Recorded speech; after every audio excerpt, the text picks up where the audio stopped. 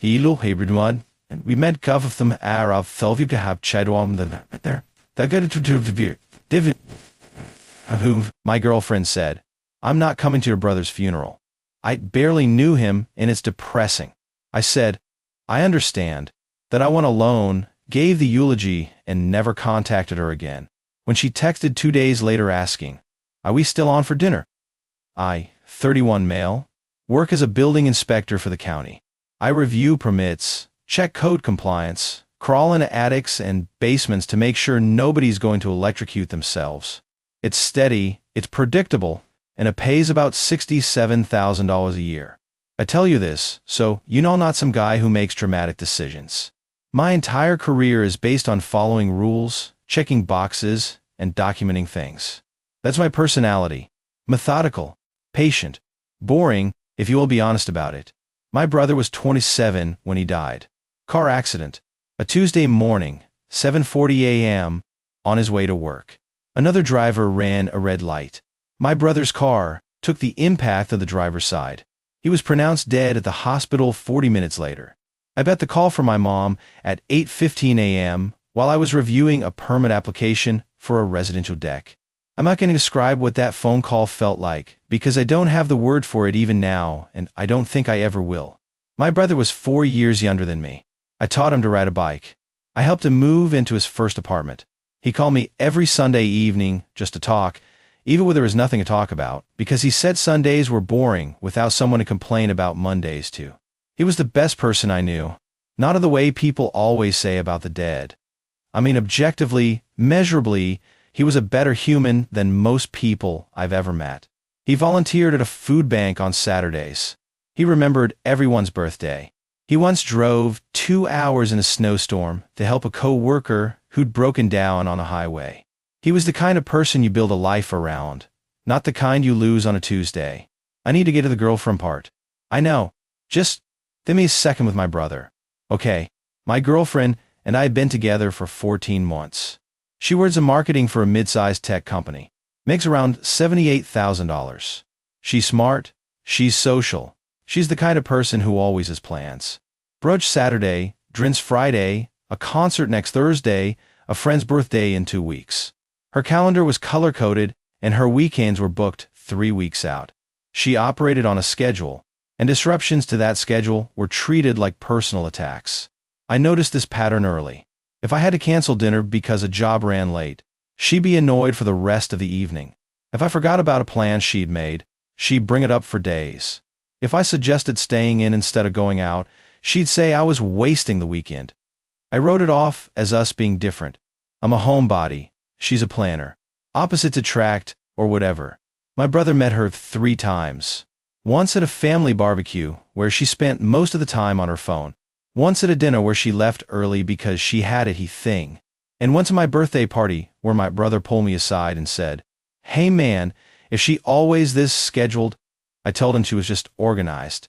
He gave me a look, this very specific look he had where one eyebrow went up and his mouth did nothing, and said, "Okay." That was it. There was the last thing my brother ever said to me about her, and it turns out it was enough.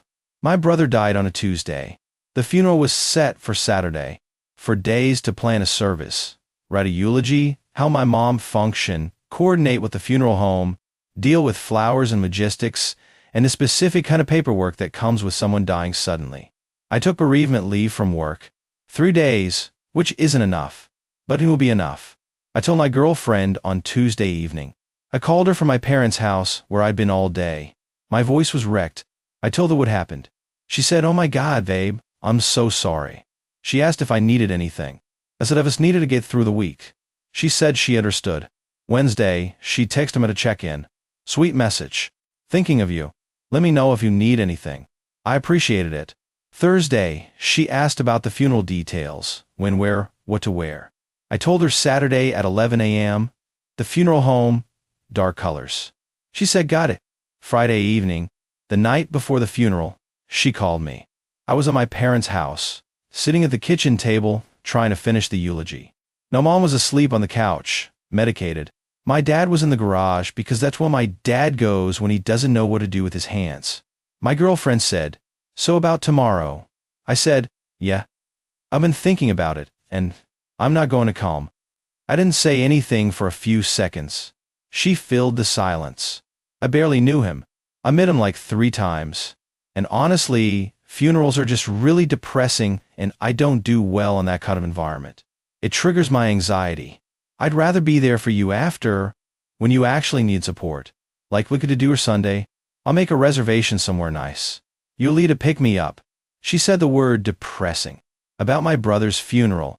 My brother who was 27 and dead because someone ran a red light. I sat at that kitchen table, looking at the half-written eulogy in front of me, and I said, I understand. She said, you're not mad? I said no. She said, okay, good. I just didn't want it to be a thing. Call me when you're done tomorrow, and we'll make plans. Love you. I said bye. I hung up. I finished the eulogy. I didn't cry while I wrote it, because I'd run out of tears by Thursday, and the human body only has so much to give. I went to bed on the floor of my childhood bedroom because my mom was in my old bed and I wasn't going to move her. Saturday morning, the funeral, up in a dark suit. I drove my mom and dad. We got there early. People started showing up. My brother's co-workers. His friend from college. His food bank volunteer crew. 11 of them came, all wearing little pins from the organization. His best friend flew in from across the country on 18 hours notice. My cousin drove 4 hours. People came. My girlfriend did not come. I gave the eulogy. I talk about the bike riding lessons and the Sunday phone calls and the snowstorm drive. I talked about how he remembered everyone's birthday and how he'd text you at exactly midnight. I talked about the look, the one eyebrow thing, and half the room laughed through their tears because everybody knew that look. I held it together until the last paragraph, and then I didn't, and my dad came up and put his hand on my shoulder, and I finished. After the service, my brother's best friend hugged me and said, "Where's your girlfriend?" I said she couldn't make it. He gave me the one eyebrow look, my brother's look, I swear to God, same exact expression, and said couldn't. I didn't answer. We went to my parents' house for the reception. I stayed until 9 p.m., drove home, walked into my empty apartment, sat on the couch in my suit, looking at my phone. No text from her. Not how did it go? Not thinking of you. Not I'm sorry I could be there. Nothing. She posted an Instagram story at 3 p.m., a latte, in a book that will look like a coffee shop, captioned "Me Time Whiteheart." At 3 p.m. Why was in my parents' house surrounded by people ignoring my brother? I put my phone face down on a coffee table. I took off my suit. I went to bed. Sunday morning, 10:14 a.m. The text. Hey babe, I'm still on for dinner tonight. I found this amazing new Thai place that has insane reviews. 7 p.m. I stared at it. The exclamation points. The insane reviews. The 7 p.m. like it was any other Sunday, and not the day after I buried my brother. I didn't respond. Not that hour. Not that day. Not ever. Update 1, 9 days later. So a lot of people in the comments are saying I should have told her we were done instead of just going silent. I hear you, but let me explain where my head was at. The week after the funeral, I was barely functional. I went back to work on Wednesday because I'd used my 3 bereavement days and couldn't afford to take unpaid leave. I sat at my desk and reviewed permits and crawled into basements and did my job while carrying around a weight in my chest that made everything feel like it was happening underwater. I wasn't strategizing you break up. I wasn't plotting revenge. I was just surviving. I didn't text her back Sunday, or Monday, or Tuesday. She texted me Monday afternoon. Hey, you alive? We never answered about dinner. She texted Tuesday morning. Starting to get a little worried. Can you at least text me back? Tuesday evening. Okay, seriously, are you ignoring me? This isn't funny. Wednesday, she called. I declined it. She called again. Declined. She left a voicemail that said, I don't know what's going on with you, but the silent treatment is really immature. I understand you're going through something, but shutting me out isn't okay. Call me back. Going through something. She described the death of my brother as something, like a bad day at work, like a traffic ticket. Thursday, 5 days of silence, she sent a long text. The gist? She was hurt that I was pulling away during a time when we should be leaning on each other. She said she'd been giving me space, but that my silence was emotionally abusive and as she deserved better than to be ghosted by her own boyfriend. Emotionally abusive, for not texting her back the week my brother died, because she didn't come to the funeral, because it was depressing. I almost responded to that one. Almost. My thumb was hovering over the keyboard. But then I thought about what I would even say. What combination of words could possibly convey the absolute devastation of having a brother die? Burying him without the person who's supposed to be your partner, and then being called emotionally abusive for not making a dinner reservation 5 days later. There aren't words for that. So I continued saying nothing. Friday, day 6, her best friend texted me. Someone I met a handful of times at group outings. She said, "Hey, I know things are complicated, but she's really struggling with the silence. Can you at least let her know where you stand? She thinks we're breaking up with her." I texted back, "I am." Her friend said, "Wait, seriously? Over what?" I said, "She knows." Her friend said, "She says she doesn't know what she did wrong." That sentence sat in my chest like a stone. She doesn't know what she did wrong. She genuinely, authentically, does not understand that refusing to attend your boyfriend's brother's funeral is relationship ending. It's not even on her radar as a significant event. In her mind, she made a reasonable personal choice about an uncomfortable social obligation. And now her boyfriend is being dramatic about it. That's when I understood something about her that I should have understood a long time ago. She wasn't being cruel. She was being herself. This is who she is. She is a person who fundamentally cannot prioritize another person's pain over her own comfort. It's not malice. It's something worse. It's architecture. She's built that way, and she doesn't even see it. I didn't respond to her friend after that. I blocked my ex's number. Not dramatically, not with a speech. This went into settings, blocked, moved on. Saturday, exactly 1 week after the funeral, she showed up in my apartment, knocked on the door. I looked through the peephole, saw who it was, and didn't open it. She knocked for about 3 minutes. Then she said through the door, "I know you're in there. Your truck isn't a lot. Can you please just talk to me?" I said, through the door, "We're done. I need you to leave." "Done? Over what? Because I didn't go to a funeral? I told you funerals give me anxiety." My brother's funeral. I know whose funeral it was. I'm saying you can't end a relationship because someone has a boundary around grief events. That's my mental health. I said nothing. She waited. Then she said something I'll remember for a very long time. She said, "You're making this way bigger than it needs to be. People die. It's sad. But you can't expect everyone to drop everything and sit in a sad room for 3 hours just because you're upset. People die. It's sad." I heard her walk away about 30 seconds after that. I sat on the floor behind my front door for maybe 20 minutes. Then I got up, made dinner, and ate it in silence. Update 2, 2 weeks later. Okay, last one. I promised myself I'd write this and be done because I need to stop carrying this publicly and start carrying it privately. After the door conversation, things didn't end the way I expected.